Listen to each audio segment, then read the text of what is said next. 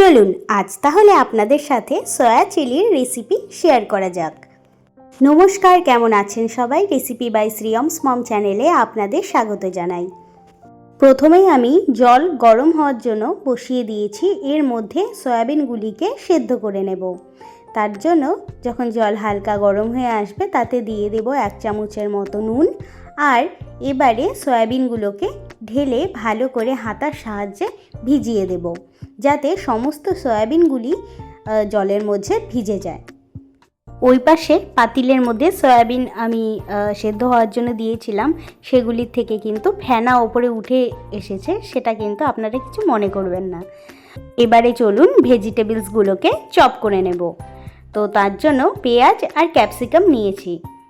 আর এইদিকে আমার সয়াবিনও সেদ্ধ হয়ে গেছে। এবার গ্যাসের ওভেনটি বন্ধ করে আরও কিছুক্ষণ সয়াবিনগুলিকে জলের মধ্যে ভিজতে দেব।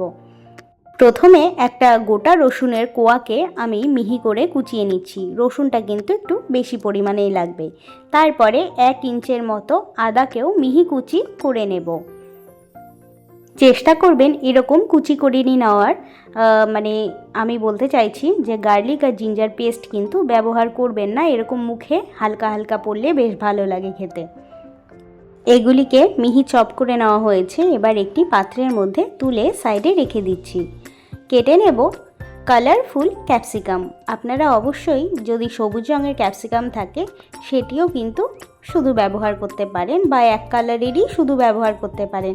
আমার কাছে দুটো রং ছিল, বাট সবুজ ছিল না, তাই দুটোই ব্যবহার করলাম। যত কালারফুল হবে, যত অ্যাট্রাকটিভ হবে খাওয়ার, ততই দেখতেও ভালো লাগে, খেতেও বড্ড ইচ্ছে করে।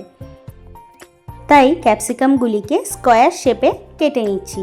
তারপরে পেঁয়াজের খোসা ছাড়িয়ে একে একে পেঁয়াজগুলিকেও এরকমভাবেই স্কোয়ারভাবে কেটে নেব। কিভাবে কাটছি আমি অবশ্যই আপনাদের সাথে শেয়ার করব, তো আপনারা চলুন দেখতে থাকুন। ঠিক আমরা চিলি চিকেনে যেভাবে পেঁয়াজের এরকম রেশাগুলিকে খুলে নেই, আমার চোখ দিয়ে পুরো জল বেরোচ্ছে, এত ঝাঁজ ছিল পেঁয়াজগুলিতে কি বলবো। জাস্ট এখানে দাঁড়িয়ে থাকতে পারছিলাম না, ওর জন্য একটু সাইডে সরে গেছিলাম, সরে গিয়ে আবার চলে এসেছি। তবে পেঁয়াজ নাকি জলে ভিজিয়ে রাখলে সেটা ঝাঁজ নাকি কমে যায়, তো সেটা আমার ক্ষেত্রে কিন্তু একদম ফেল করে গেছে, মোটেই সেটা হয়নি। আমার কিন্তু চোখ দিয়ে অনর্গল জল বেরিয়েই গেছে। এবারে দেখুন পেঁয়াজের যেই স্তরগুলি আছে সেগুলো সুন্দরভাবে এভাবে খুলে নিতে হবে, তো দেখতে অনেকটা স্কোয়ার শেপেরই হয়ে যাবে। যাই হোক, সয়াবিনগুলি কিন্তু পুরো জল টেনে নিয়েছে। এবার একটি পাত্রের মধ্যে সয়াবিনগুলোকে ঢেলে সুন্দর করে হালকা ঠান্ডা করে নেব, যাতে হাতের মধ্যে নেওয়া যায়। তো ঠান্ডা আমার হয়ে গেছে। এবারে সয়াবিনগুলিকে হালকা হালকা হাতের সাহায্যে চিপে চিপে আরেকটি পাত্রের মধ্যে নিয়ে নিচ্ছি। তবে খেয়াল রাখতে হবে পুরো জল কিন্তু বেরিয়ে যেন না যায়, এটা আমার টিপস, তাহলে ভেতরে জুসি ভাবটা কিন্তু একদম চলে যাবে। তাই একটু জলা জলা থাকলেও কোনো সমস্যা নেই। তো আমি একটি হামালদিস্তার মধ্যে রসুন এবং আদাকে ভালো করে বেটে নিয়েছি। তো হালকা দরদরা রেখেছি, মানে একটু গোটা গোটাই আছে, তো তাতে কোনো অসুবিধে নেই। তবে আপনারা যদি পুরোপুরি মিহি পেস্ট ব্যবহার করতে চান তাহলে অবশ্যই করতে পারেন। ঝালের জন্য দিয়ে দিলাম শুকনো লঙ্কার গুঁড়ো, দিয়ে দিচ্ছি সয়া সস। এখানে 2 চামচের মতো সয়া সস আমি দিয়ে নিয়েছি। আর সুন্দর রঙের জন্য দিয়ে দেব কাশ্মীরি লঙ্কার গুঁড়ো। সয়াবিনগুলোকে ম্যারিনেট করে ফ্রাই করা হবে, সেই কারণে দিয়ে দিচ্ছি ময়দা। ময়দা দিলে মানে যে কোনো ভাজায় খুব ক্রিস্পি হবে। আর দিয়ে দেব 3-4 চামচের মতো কর্নফ্লাওয়ার। এবারে সমস্ত উপকরণকে সয়াবিনের সাথে ভালো মতো মেখে নিতে হবে। আপনারা দেখুন, আশা করি দেখে বুঝতেই পাচ্ছেন এরম টাইপের কিন্তু দেখতে হবে। আমি একটু কাছের থেকে দেখিয়ে দিলাম। এবারে একটি ফ্রাইং প্যান নিয়ে নিয়েছি। প্যানটিকে প্রথমে গরম করে নিয়ে তাতে দিয়ে দেব রিফাইন্ড অয়েল। তেল যখন গরম হয়ে আসবে তাতে একে একে ম্যারিনেট করা সয়াবিনগুলিকে দিয়ে ভালো করে উল্টে পাল্টে লাল লাল করে ভেজে নিতে হবে। আমি কিন্তু সয়াবিন সেদ্ধ করার সময়ই লবণের ব্যবহার করেছিলাম, তাই ম্যারিনেট করার সময় আমার আর প্রয়োজন হয়নি। তবে আপনারা এরকম ভেজে নেওয়ার পরে একটা মুখে দিয়ে অবশ্যই দেখতে পারেন, সেটাও খেতে কিন্তু খুব ভালো লাগে। দেখে নেবেন যে নুনের পরিমাণটা কেমন আছে।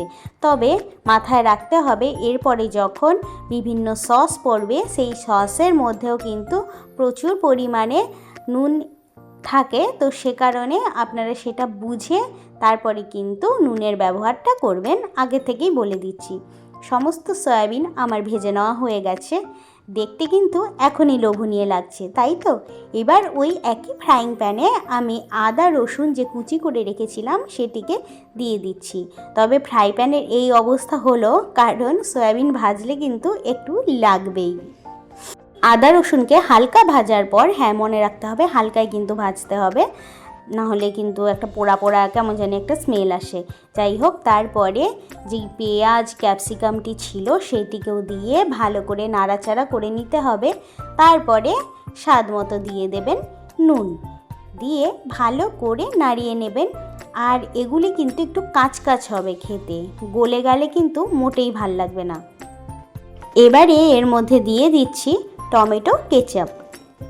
টমেটো কেচাপটিকে ভালো করে মিলিয়ে নেওয়ার পরে এর মধ্যে দিয়ে দেব 2 চামচের মতো, বা আপনারা যদি চান 3 টেবিল চামচও সয়া সস ব্যবহার করতে পারেন। দিয়ে দেব 1 চামচের মতো ভিনেগার। তারপরে সমস্ত উপকরণকে ভালো করে মিলিয়ে নিতে হবে। সমস্ত উপকরণ ভালো করে মেলানো হয়ে গেলে এর মধ্যে দিয়ে দেব যেই ভেজে রাখা সয়াবিনগুলি ছিল সেগুলিকে।